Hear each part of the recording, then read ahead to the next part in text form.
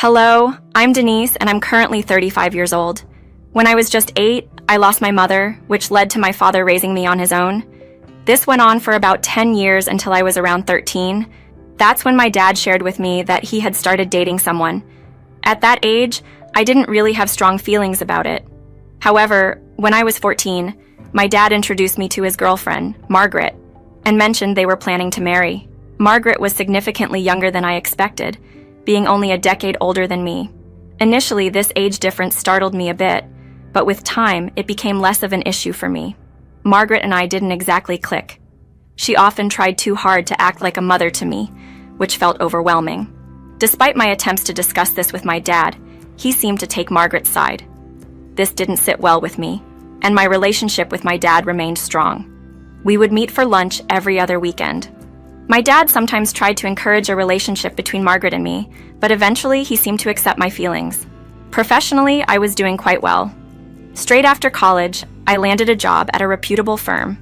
Financially, I was neither wealthy nor struggling, living a comfortable life and managing to save. However, my world was shaken when I was 30, as my dad tragically passed away in an accident. Losing him was an enormous blow, leaving me to navigate profound grief. I struggled immensely, often crying myself to sleep and finding it hard to get through the day. Fortunately, I was able to take a week off work to grieve. Despite our strained relationship, I knew Margaret and my dad had shared a deep love, so I tried to check on her. The first time I saw her after the accident, she appeared surprisingly unaffected, at least outwardly. I, on the other hand, was visibly distressed, with puffy, dark-circled eyes and a blotchy complexion from constant crying. It struck me how different our grieving processes appeared to be, though I recognized it might seem judgmental to expect her to grieve in the same way. In the beginning, I secretly wished I wasn't the only one feeling such a profound sense of loss over my dad, who meant everything to me. This feeling slowly dissipated when Margaret and I had a heart-to-heart, as she tearfully reminisced about the wonderful person my dad was and how his absence left a void in our lives. It became clear to me that she too was grappling with grief. Following this conversation, I found myself visiting Margaret more frequently. Our meetings over tea became a space where we could openly share our emotions. It was refreshing to interact with her as herself, rather than in the role she had tried to fill as a mother figure. One day, during one of our talks, Margaret began sobbing uncontrollably. It caught me off guard because our discussion hadn't touched on anything particularly sad. I quickly moved to comfort her, letting her lean on me. Once she had settled a little, I gently inquired about what had upset her so much. Through her tears, she explained that she had received a worrying letter from the bank. She had been so engrossed in caring for my dad and handling his medical bills in the preceding months that she'd neglected the mortgage payments. Now, with the mortgage in her name and no job to her credit, she was facing the threat of homelessness. The bank had given her a 5-month deadline to clear her dues, including the mortgage payments for those months. She was in a financial bind, with not enough money to meet the bank's demands, and my dad hadn't left her with sufficient funds to tide over such a crisis. Trying to soothe her, I reassured Margaret that it wasn't the end of the world and that I was in a position to help her out. Surprised and grateful, she listened as I proposed my conditions for the assistance. First, I explained that it wasn't feasible for me to both rent my place and cover her mortgage, so I would need to move in with her. She immediately agreed, affirming that the house was as much mine as hers. Secondly, I made it clear that this arrangement couldn't be permanent. I would help with the mortgage for now, but she needed to find employment soon to take over its payments. I was willing to contribute to half of the mortgage to ease the transition. Margaret agreed to these terms, deeply thankful for the support. Through this ordeal, we found a new understanding and appreciation for each other, brought together by our mutual love for my dad and our shared commitment to honoring his memory. However, I emphasized that Margaret would need to secure employment, and over time, reimburse me for the financial help I was offering. She assured me she would. Understanding the immense transition from financial security to uncertainty evoked my empathy towards her. The anxiety and stress she must have been feeling were unimaginable, but thankfully, I was in a position to assist, thanks to a principle my dad instilled in me: the importance of maintaining a robust savings account for unforeseen challenges. Within the following week, I reached out to Margaret's bank to negotiate the mortgage payments and prevent the foreclosure. Margaret had missed 5 months of payments, which, along with late and pre-foreclosure fees, amounted to approximately $220,000.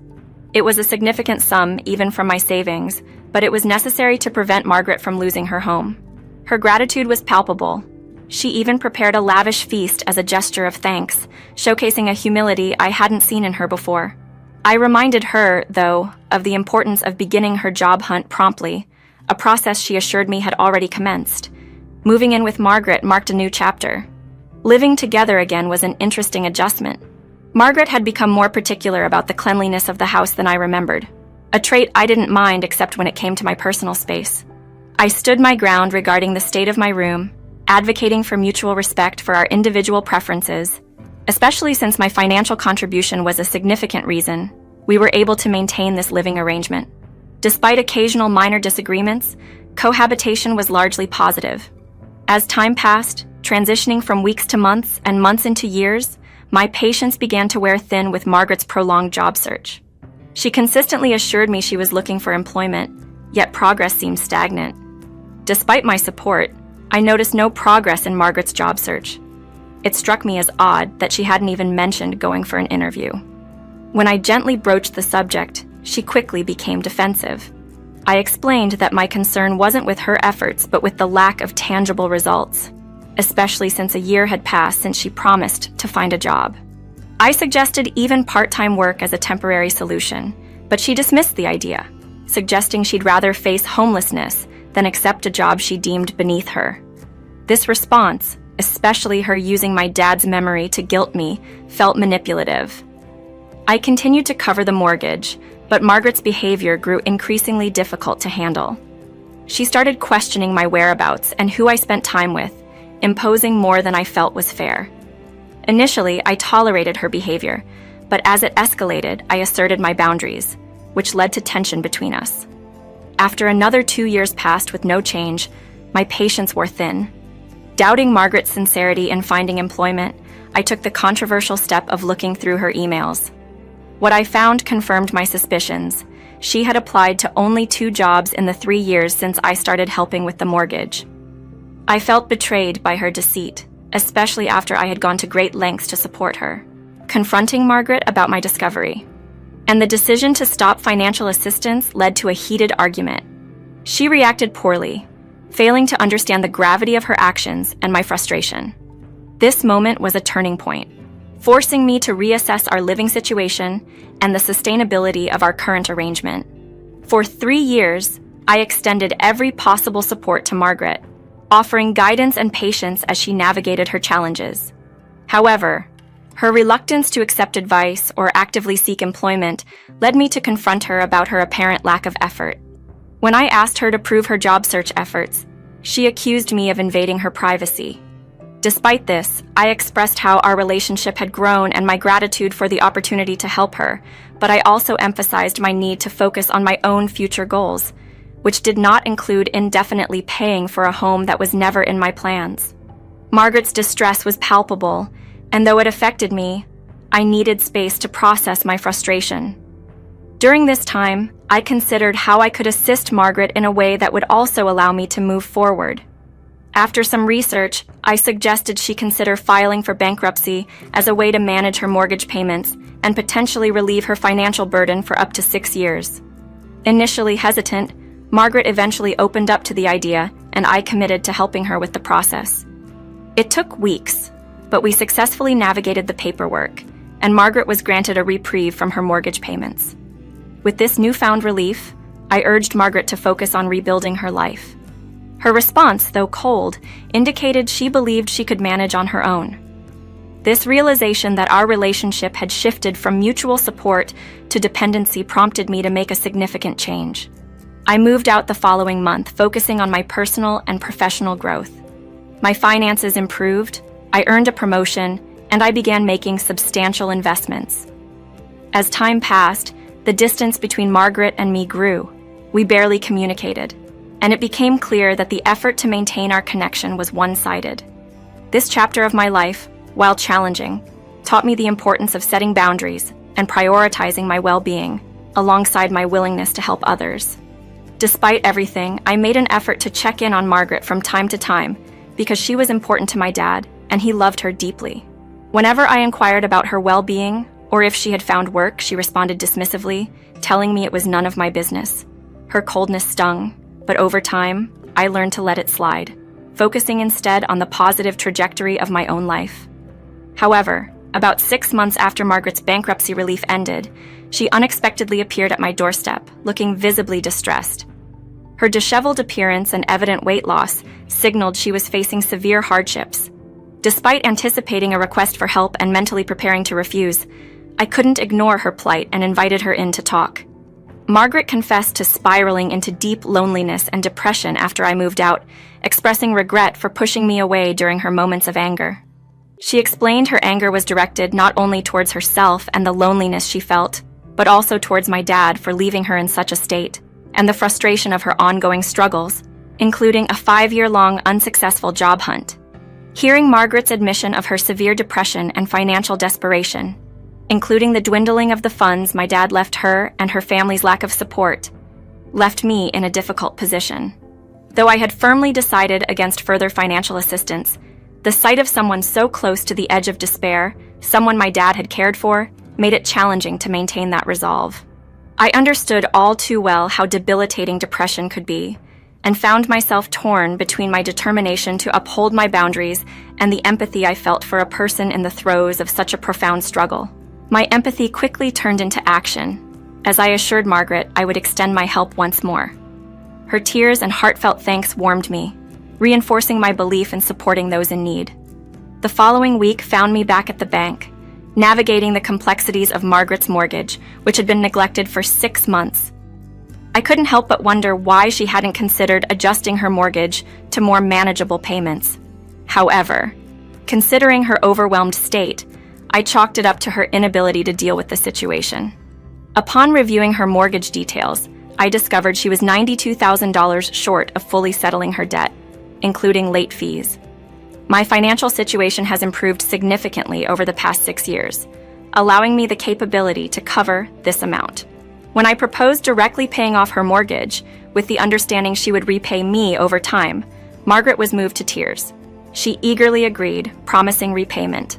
I planned to formalize this agreement in writing, but somehow Margaret persuaded me to prioritize settling her debt before drafting any contract.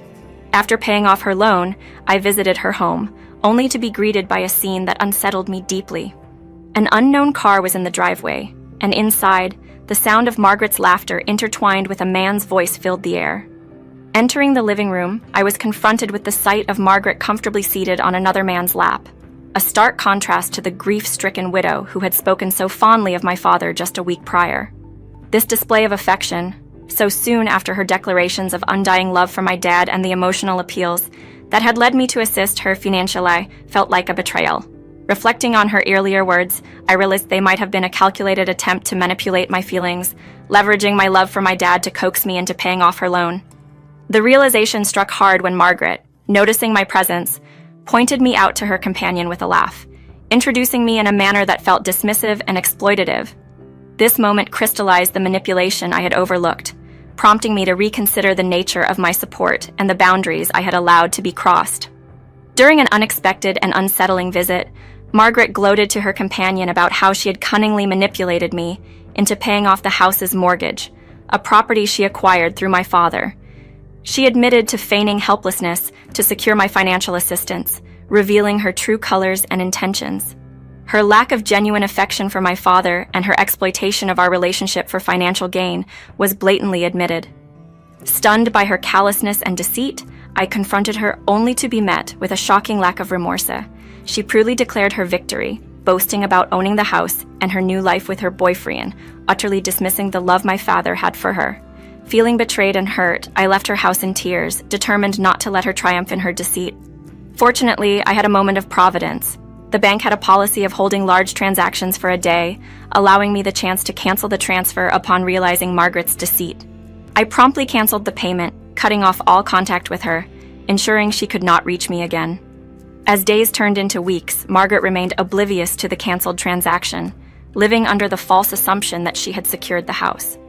Meanwhile, I moved on, both physically and emotionally, taking solace in the knowledge that her treachery would soon come to light.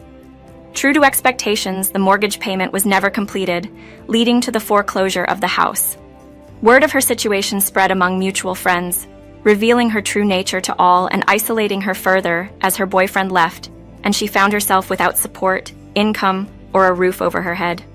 This painful experience taught me the harsh reality of human nature and the importance of guarding my emotions against manipulation. I learned the hard lesson that not everyone deserves my trust or my help, especially those who see kindness as a weakness to be exploited. In spite of the turmoil, I found strength in my ability to protect my father's legacy and stand up for myself. This ordeal, while bitter, has not embittered me.